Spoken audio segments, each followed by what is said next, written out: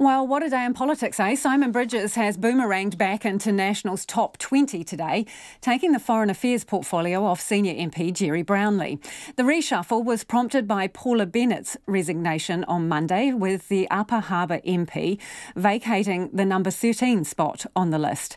Dr Shane Reti moves into that position and also takes on the Associate Drug Reform portfolio. The jump makes him the party's highest-ranked Māori MP. And while former leader Simon Bridges gets the big name portfolio, he's still low down the list at number 17. National Party leader Todd Muller joins me now. Good evening, Mr Muller. Good evening, Lisa. How are you? I'm well, thanks. Have you just plugged the National Party leak with the Foreign Affairs portfolio? Not at all. I'm delighted, actually, to be able to put that opportunity in front of Simon. It was clearly a role that he was interested in, requested it, and with Paula's departure, it provided an opportunity for me to obviously promote Shane, and I'm delighted for him. I think he's going to be a big player in the New Zealand political scene, and of course, give opportunity for Simon to be Foreign Affairs spokesperson, and Lisa, he'll do that job very, very well. If you thought he was right for the role, why didn't you give it to him 6 weeks ago? What's changed? Well, look, at the time, as I said, when I landed my final list, I was under the impression at the time that he was, reflecting on what happens next, and obviously he made it clear, and I'm delighted that he has, actually, that he wants to stay as an MP. He's made that very determined decision. He wanted Foreign Affairs or nothing, didn't he? You offered him justice. He didn't want it. He wanted Foreign Affairs or nothing. He dug his toes in, and now you've given him what he wanted. Well, I think the opportunity's presented itself, of course, with Paula moving on, and what a great contribution she's made to New Zealand politics, and no doubt will in her next chapter of her life. But look, you deal with what's in front of you, Lisa, and with that opportunity to promote, of course, Shane, and to give Simon a job that, of course, he wants, but more critically, will actually hold the Minister of Foreign Affairs to account, and I can't wait to see that. Was Gerry Brownlee not up to that? Of course he was. So then why swap him out?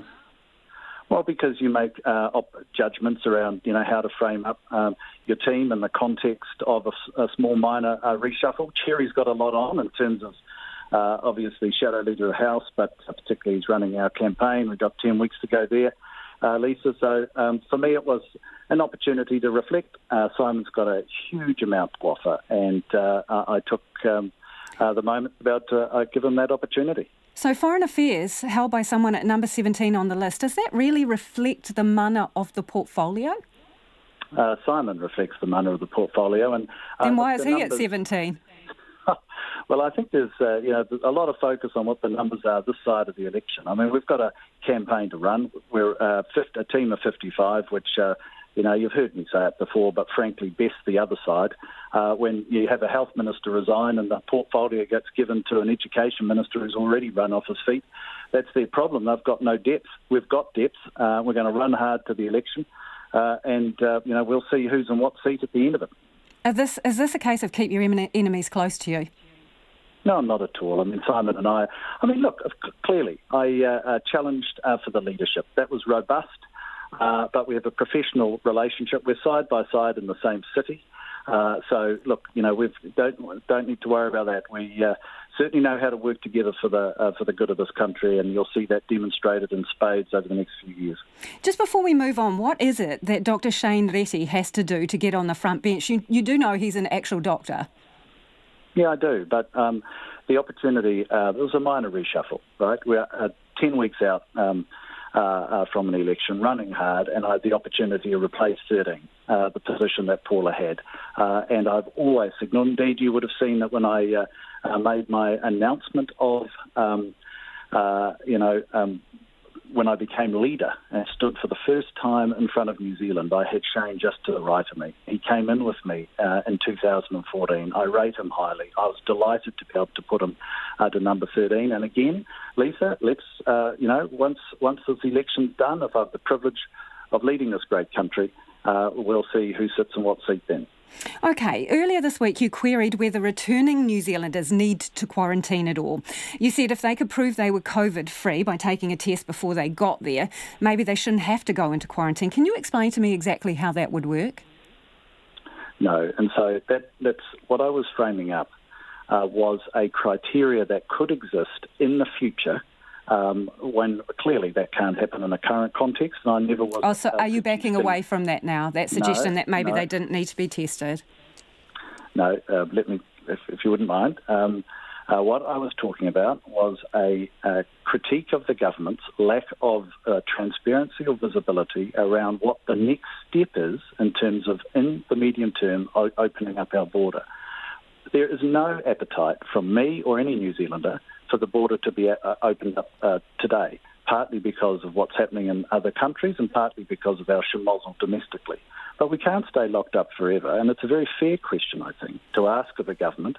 It's a fair question to ask of you, Mr Muller, and I'm sorry to interrupt, but I want to talk about your policies and what you would do, because you say the other team is not doing this correctly. So what would you do? I mean, some of the feedback we've had and questions with people knowing you were coming on, this person says, too much sniping from Todd Muller, not enough policy. If he was government, what exactly would he do with the Trans-Tasman bubble? What would it look like? So here's your chance. How would you do it? Well, right now we'd be completely locked up. I'm not suggesting any other change from that. So no different to the current government then? You're no different. Your policy would be no different. What I am trying to frame up here is what does the medium term look like as the pressure reduces in Australia and as they get their COVID situation under control, which clearly they haven't done in Victoria, and so that would need to happen. What I am framing up is, so what does that opening up look like? What is the best health advice suggesting that would be? Is it a COVID test in Australia before you hop on a plane? And if you had a COVID test that was free, of course, in Australia before you hopped on a plane, what then would the quarantine requirements be in this country? I'm not the health expert, Lisa, but I think it is a very fair question to ask of the government, who is doing the thinking as to what that medium-term scenario Again, I'm asking you what your them. policies would be around a Trans-Tasman bubble. So you're saying you wouldn't go now. When would you go? Well, again, you have to take your health advice, but we have no visibility of what that health advice looks like in terms of the medium term. And that, I think, and I repeat, I think is a very fair question to ask. I mean, clearly you're going to need no community transmission in the country itself. You're going to need superb track and trace capability, both in that country and of course, in New Zealand. But what does it look like in terms of the border management, in terms of testing in Australia and then testing in New Zealand? In my view, and I would assume that the health experts will get to this point as well, and I will wait to see, is that when you get the pressure low in one country and we're happy with the test regime and the equivalence regime that exists in that country, I would assume the advice would be that we would be able to move away from a 14-day two-test regime. But I'm not the expert. I'm simply asking for what the advice is.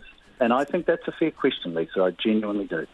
Can you tell us a bit about your other policy? What's the delay with announcing any other policy? Are you radically overhauling National's policy positions? Is that why nothing's coming out at the moment? Well, I mean, for a start, it's not that nothing has come out. I've made a number of announcements, particularly in terms of supporting businesses to get themselves back up off their feet. But I've got a speech next week, which right. So cash for jobs. What other policies have you got? Welfare policy. When can we expect that? Oh, look, I know I can assure there's a lot in the can, but we're 10 weeks out and I want to make sure we sequence it in the right way. Okay. I've got a speech next week, which I'm sure you'll be interested in, and a number of series of announcements after that plan, please. Okay, so when you say there's a lot in the can, you've decided these policies already, you're just releasing them, staging the release of them. Is that what you're saying? Yeah. Well, it ends up, look, Elise, it ends up being a bit of both. You know, No, well, is the policy formulated or not at this point, or are you still working on it? There are certainly some that are being finalised, and there's some that have been finalised. And, you know, it's important from my perspective that we sequence the announcement of those in a way that works best for us, and that's what I intend to do. So what policies have you sorted? You don't have to tell me what they are, but which ones are in the can? I'm not going to go through that with you on afternoon radio. You can't even tell us what policies you've decided on. Forget the content of the policy, just the ones that you're in agreement on and they're ready to go. No, So I'm not going there because it's. Is that because you don't have them?